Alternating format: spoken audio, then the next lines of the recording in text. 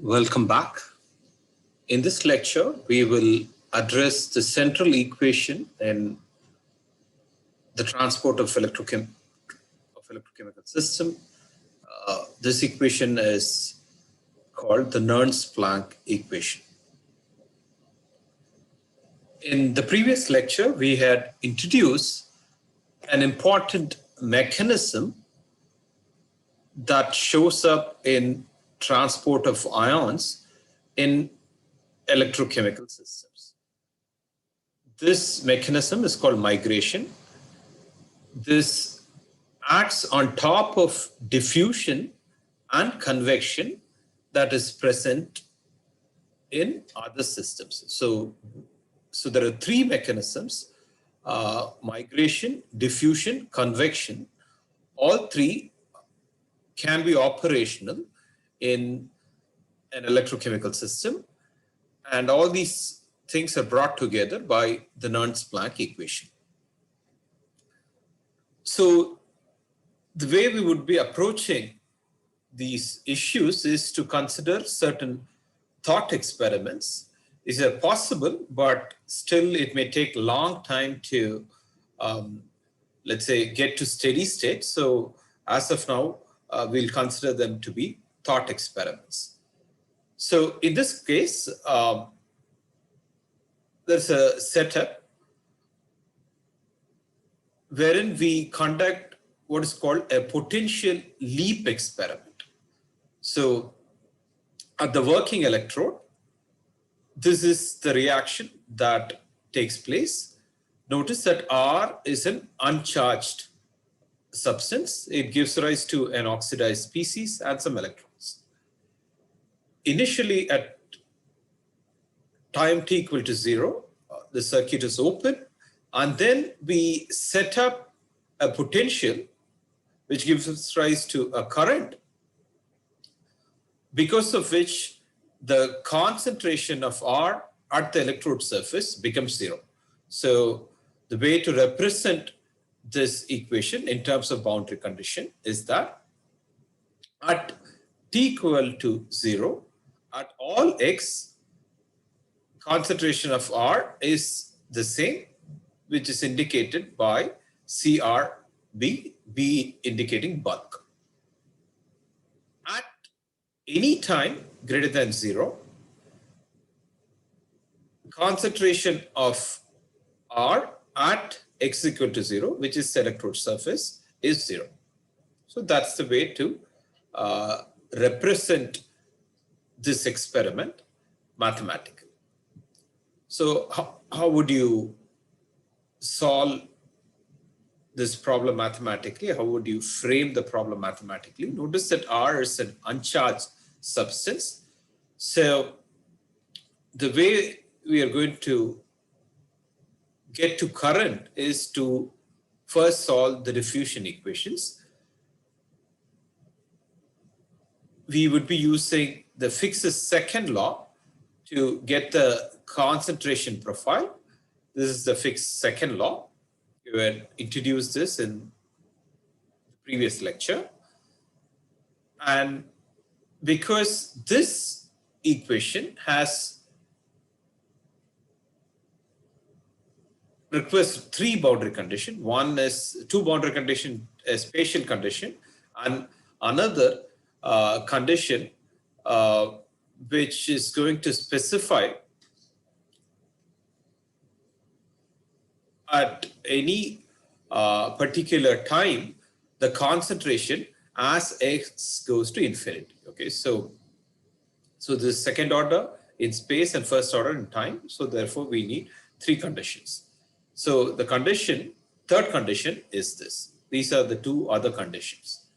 With all these three conditions, we would be able to get to the solution for this equation. So what does this equation mean? What does this condition mean? At x goes to infinity, for all time, the concentration of R remains at CR bulk. All right, so this just we can arrange the experimental setup. to follow these conditions. If you solve this equation, you get an error function. This is a standard differential equation. Probably you would have seen this in your mass transfer classes. So this is the solution for concentration of R at any x and at any time t. If you plot concentration of R, if you plot this solution,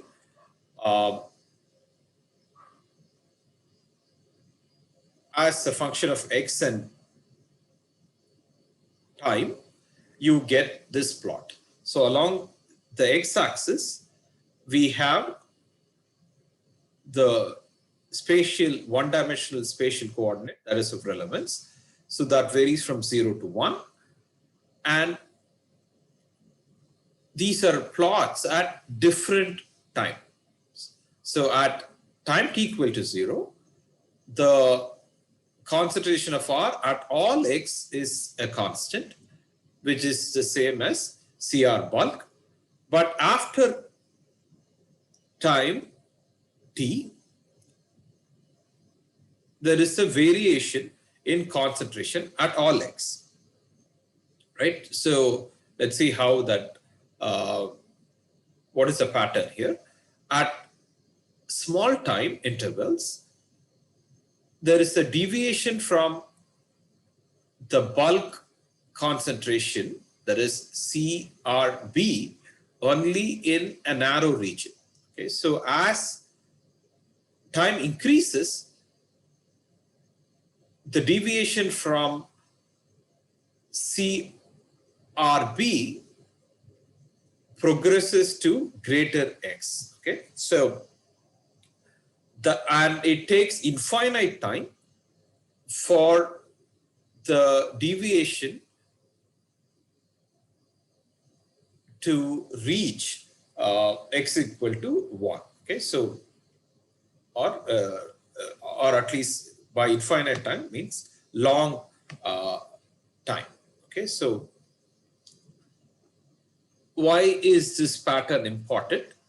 If you notice, the curvature is greatest in this region at small time interval, and the curvature becomes lesser and lesser as the time progresses, right? So the curvature is more here, the gradient is greater here, and as time progresses, the curvature is lesser and lesser. Why is this consequential?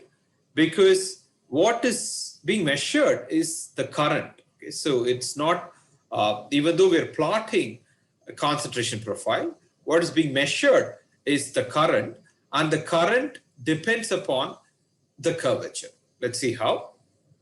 Once we have the functional form of CR at any x and t, we can get to the current. The flux of R at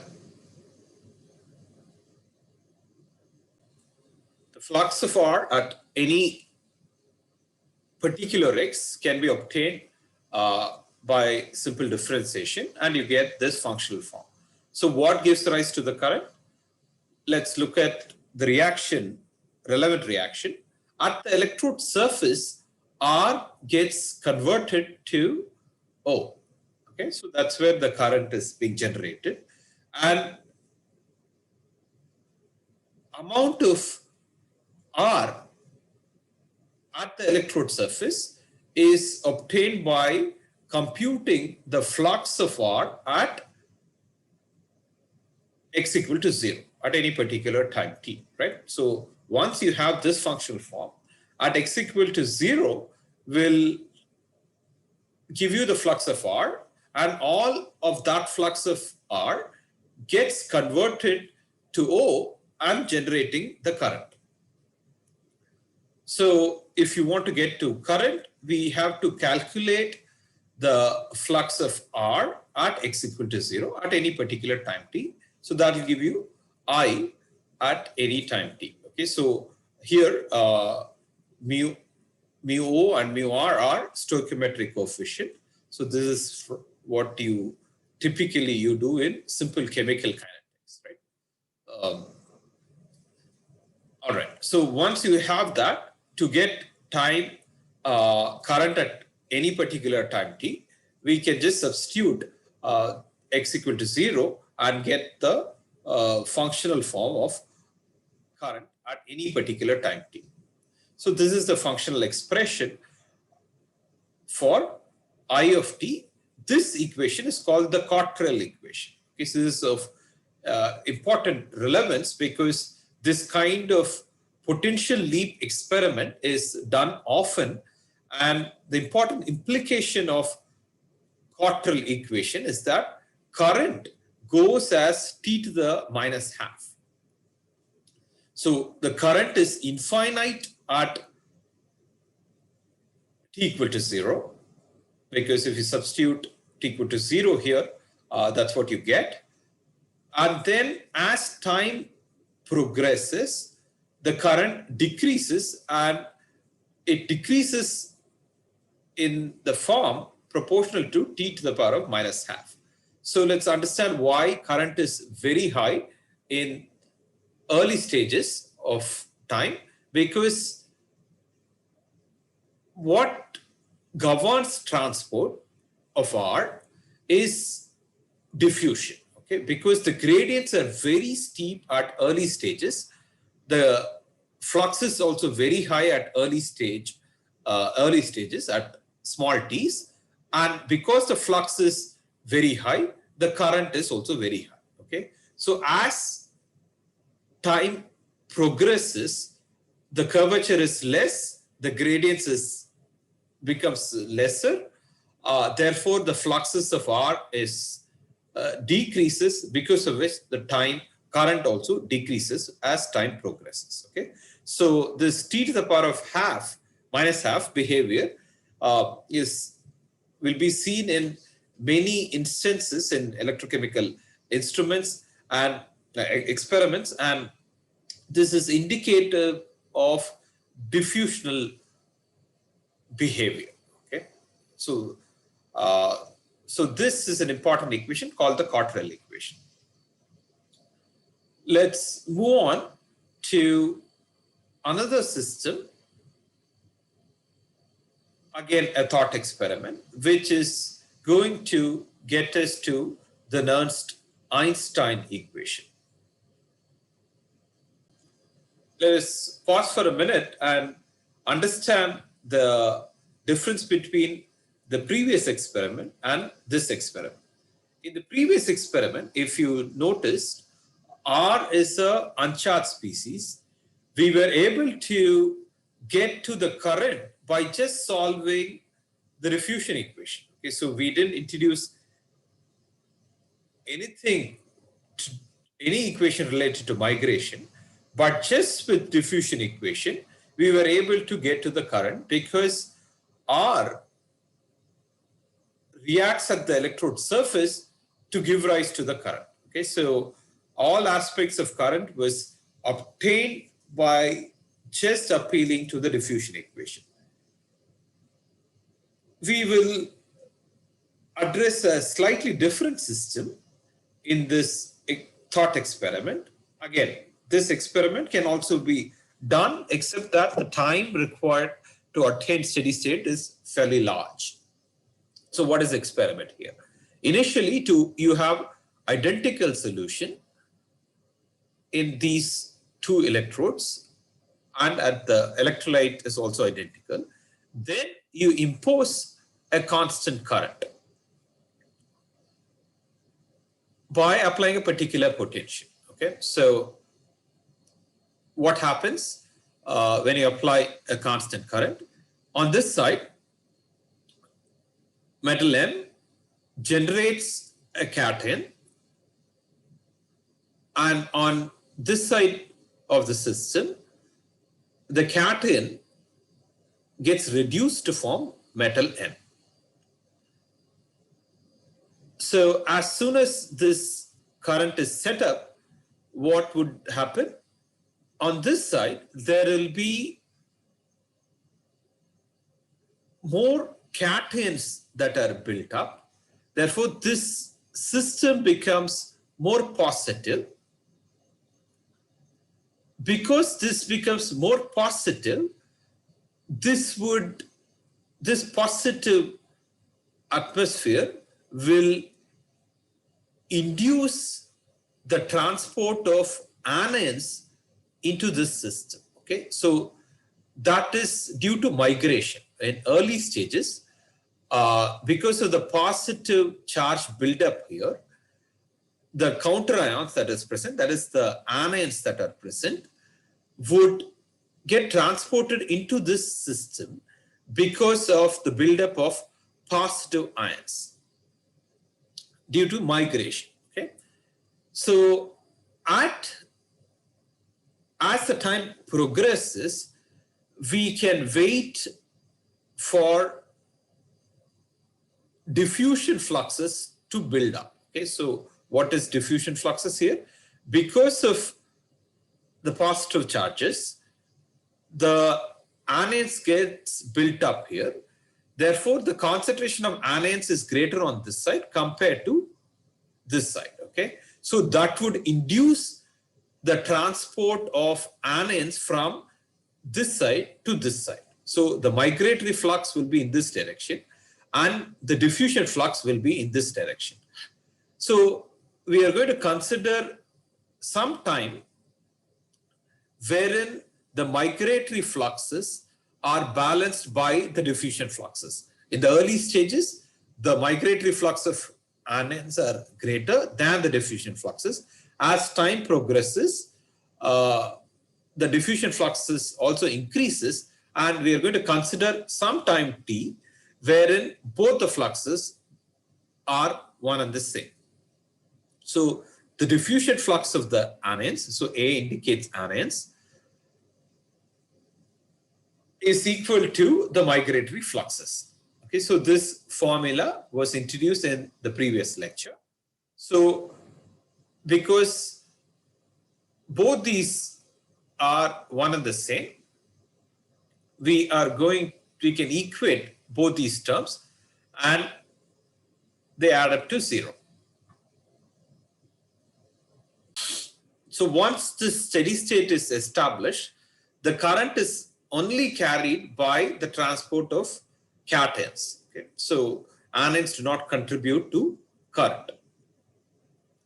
So if you integrate this across the system in this direction, that is CAL means that is the concentration of the anion on this side.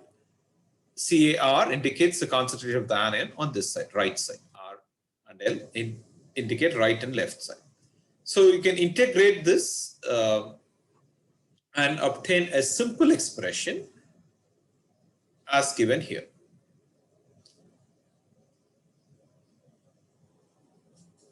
We are going to introduce equation. I'm just going to introduce this without giving any elaborate preamble. This equation is obtained from statistical mechanics. In fact, the Boltzmann distribution of anions, which relates the concentration of the anion on the right and left side to potential that is being generated. Okay, so this is a result which I'm presenting. I'm not deriving it here, but this is a standard result from statistical thermodynamics called the Boltzmann distribution of ions under a particular potential. Okay, so these are anions are charged species, and you can distribute them in this manner given the potential between the left and the right side. Okay, so W represents the work done to transfer the anion from left to right chambers. Based on this work done, we can estimate or quantitatively estimate the concentration of the anions on the right and left chambers. Na indicates the Avogadro number. So what we do next is connect these two separate formulas which have been obtained by two different methods. This is a result from statistical thermodynamics. This is a result that you obtain from a transport balance, right? The rate of migration and rate of diffusion was equated, and you got this equation. So you got these things from two different approaches. To progress further, I need to have an expression for the work done. This is a simple expression from electrostatics. I know the charge on the anion and I know the potential difference between the left and right chamber. So once I know both these quantities, that is the charge of the anion and the potential difference, I can establish the expression for the work done. Using that expression and these two formula, I can get another expression called the Nernst-Einstein equation. Okay, so the Nernst-Einstein equation connects the mobility of the anion to the diffusion coefficient and these other quantities. Okay, so this is again an important expression just obtained from some results of statistical thermodynamics and some rate processes. Okay, these are important results because this has tells you something very deep,